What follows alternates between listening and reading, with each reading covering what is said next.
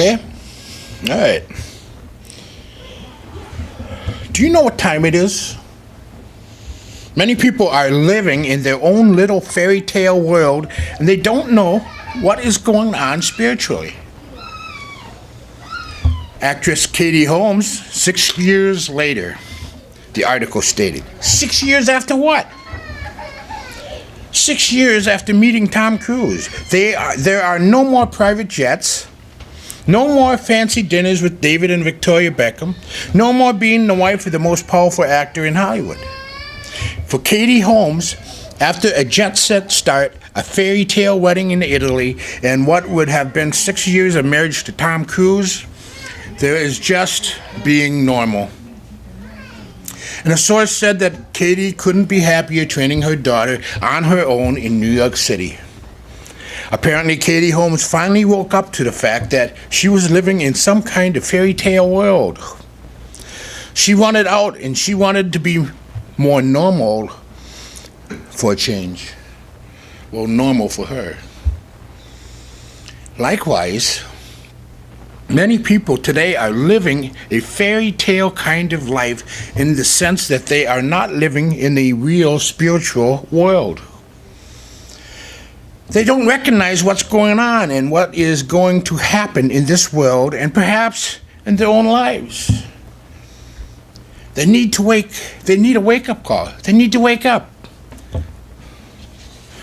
In 2 Timothy chapter 3, this know also that in the last days perilous times shall come. For men shall be lovers of their own selves, covetous, boasters, proud, blasphemers, disobedient to parents, unthankful, unholy, without natural affection, truce bearers, truce breakers, false accusers, incontinent, fierce, despisers of those that are good, traitors, heady, high-minded, lovers of pleasure more than lovers of God, or Elohim, having a form of godliness, but denying the power thereof. From such turn away. Have nothing to do with these kind of people. Back in November, I went to see our granddaughter. Her name is Kylie. She was 10 years old at the time. Do you know what she wanted to do? We sat together and she played her favorite movie on her handheld player. I would ask her questions about each character in the movie, and she would tell me about them. Who was the good guy, who was the bad guy. And that's all she wanted to do. Play her movies. She just wanted to play. That's pretty normal for someone her age. But it's not normal for adults to want to play all the time. That is, unless they are still living in some childhood fantasy. Many people are lovers of pleasure rather than lovers of Yahweh. Play and pleasure rules. The reality is this. Life will come to an end, and we better be prepared. There is only a way to prepare for the end of life, and that is a matter of seeking the Lord in all things and doing His will as best we can. In 2 Corinthians chapter 5, verse 7, for we walk by faith, not by sight. We are confident, I say, and willing rather than be absent from the body to be present with the Lord. Wherefore we labor, that whether present or absent, we may be accepted of Him. All some people do is live for play and pleasure, and we all should be living to please Yahweh. Life begins with Yahweh.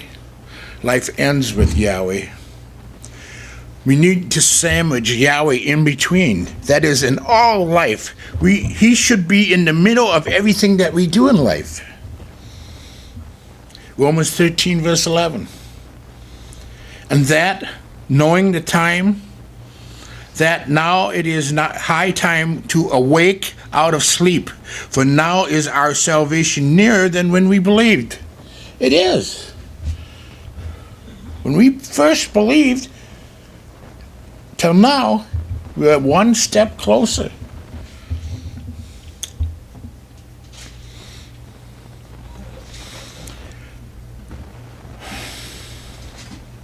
in the light of our salvation, what must we do? Put aside the deeds of darkness. Behave decently as in the daytime. Clothe ourselves with the Lord Yeshua. So concerning the deeds of darkness, Romans 13 verse 12, the night is far spent. The day is at hand. Let us therefore cast off the works of darkness, and let us put on the armor of light.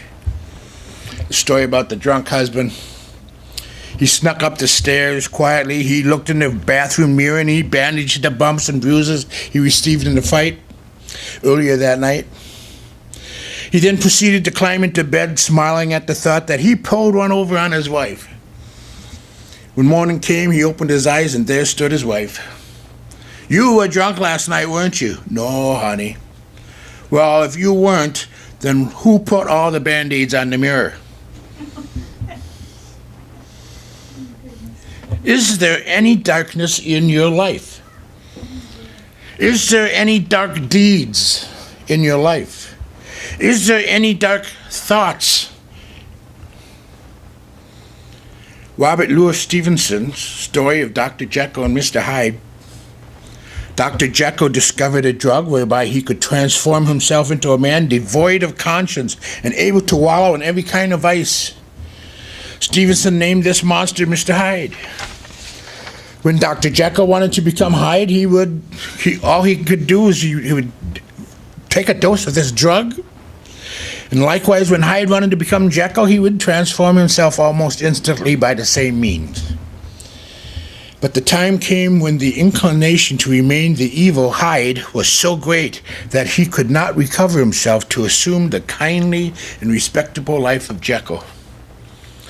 Against his will, he now became Hyde, and as much as he wanted to return to the sphere in which Dr. Jekyll lived, he was unable to do so. There are many people today who change into the evil Mr. Hyde in a variety of ways. Sometimes it's as though it's through drinking or drugs. These do transform people into evil people at times. Drinking and drugs make people do things they would not normally do. Steal and fight and cuss and rant and rave, rape, even murder. The truth is, we all have a dark side. If we were put in the wrong place at the wrong time, we'd all be in trouble. The night is nearly over. The day is almost here. So let us put aside the deeds of darkness and put on the armor of light. The point of this scripture is that we must fight the dark side and the deeds of the darkness. We must grow up and put these aside. 1 Corinthians 13 verse 11 says, when I was a child, I spoke as a child. I understood as a child. I thought as a child. But when I became a man, I put away childish things. There is a point where we need to stop acting like children. I remember at one time when I was young, single, driving my motorcycle or car, lived in Wisconsin, so it depends on what time of year it is. I'd be riding a motorcycle or car, running at night, doing whatever I wanted, not even giving Yahweh and Yeshua a second thought. I wasn't doing a lot of bad stuff, but I certainly wasn't including them in my life because I wasn't going to church at the time, and I'm sure I wasn't reading Yahweh's word, nor spending any time in prayer. Yahweh and Yeshua wasn't on my agenda, even though I was raised in the Catholic Church. I don't want to live that way anymore. I need to put some things aside and make time for Yahweh every day.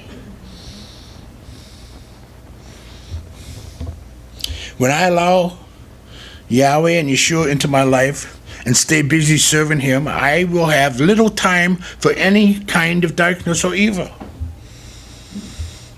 There's only one cure for the deeds of darkness. Fill up your lives with doing Yahweh's will. I am at my best when I am doing these sermons or studying scripture or in prayer. Thomas Edison was once asked how he resisted temptations. He said, "Never have any. I don't have the time." The way to overcome the deeds of darkness is to fill your life with the deeds of goodness. Then we have behave decently as in the daytime. In Romans 13:13, let us walk honestly as in the day, not in rioting and drunkenness, not in chamberings and wantonness, not in strife and envying. Another version puts it this way, let us behave decently as in the daytime. Not in orgies and drunkenness, not in sexual immorality or debauchery, not in dissension or jealousy. But don't we all act better in the daytime? Haven't you watched or haven't you noticed how much bad stuff or evil stuff takes place under the cover of darkness? Most people do their evil deeds at night when they are not easily seen. Attitudes even change. Back when I was 18, they finally made it legal to drink. Instead of 21, it was 18 back then. And if I wanted to do any beer drinking, I certainly didn't do it in the daytime. It just didn't feel like going to the bar during the day. It did at night. Besides, after drinking at night, I could go home and go to bed and sleep it off. Live like it's daytime. Live like everyone is watching what you are doing. Live like Yahweh is watching what you are doing, because He is. There are many things that people do at night that they wouldn't do in the daytime, where more people could see them. We are to behave decently like people of the day, like people who walk in the light of Messiah.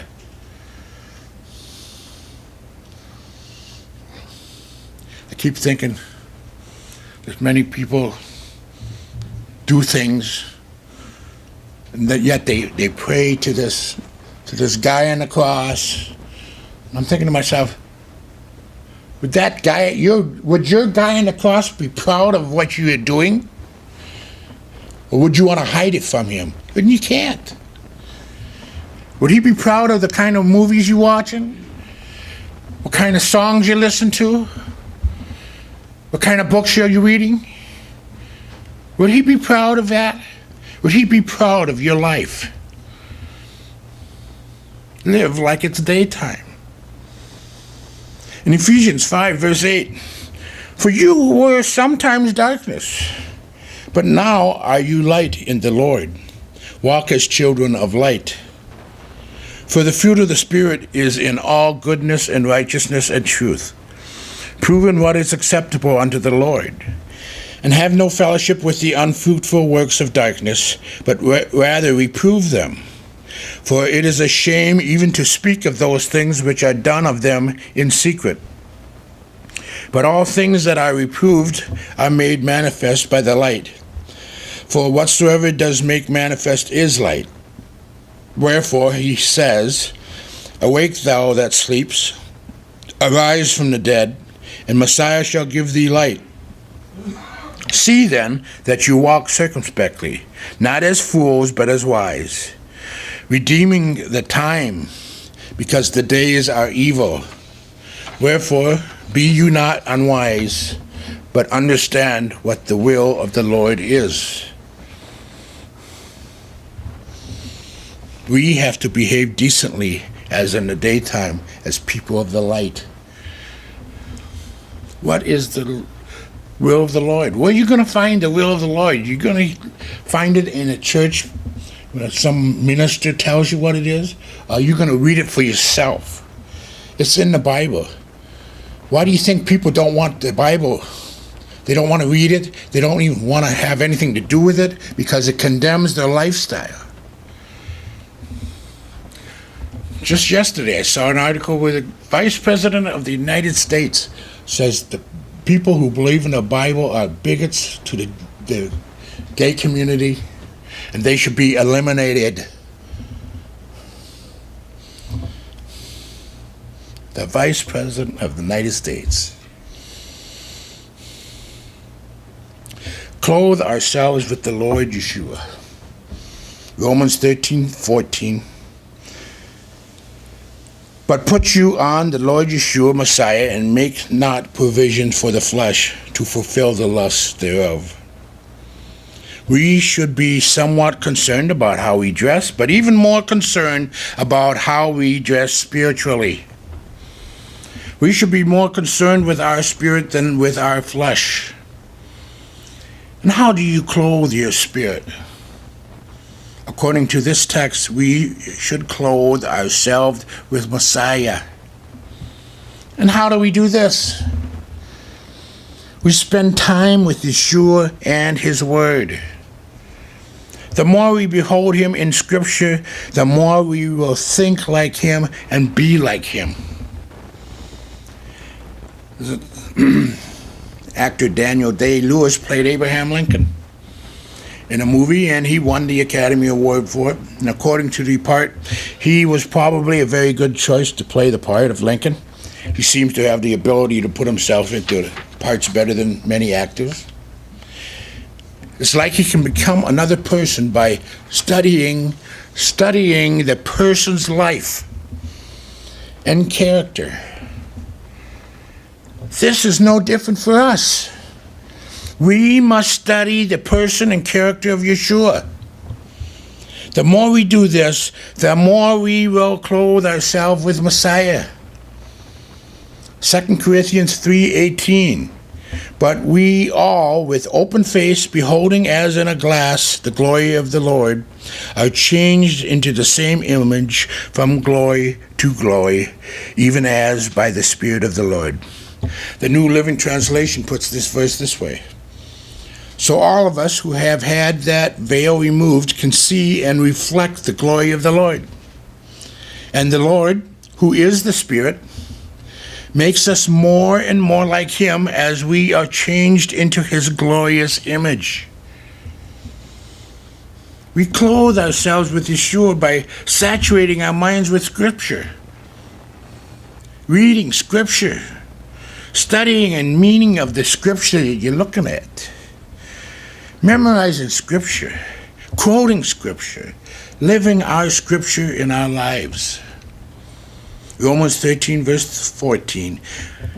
But put you on the Lord Yeshua Messiah, and make not provisions for the flesh to fulfill the lust thereof. A while back, there was this news headlines. Leaders express hope fiscal cliff will be averted. Leaders expect deal by Christmas. Tax rate still biggest hurdle. What is your fiscal cliff in life? I'm not necessarily thinking about a financial fiscal cliff from which you could fall. I've been there and done that. It could be anything in life. Family problems, work-related, financial, health-related, whatever it is. Where are you in life? And are you about to fall off a cliff? If so, the Apostle Paul has a message for you. Put aside the deeds of darkness.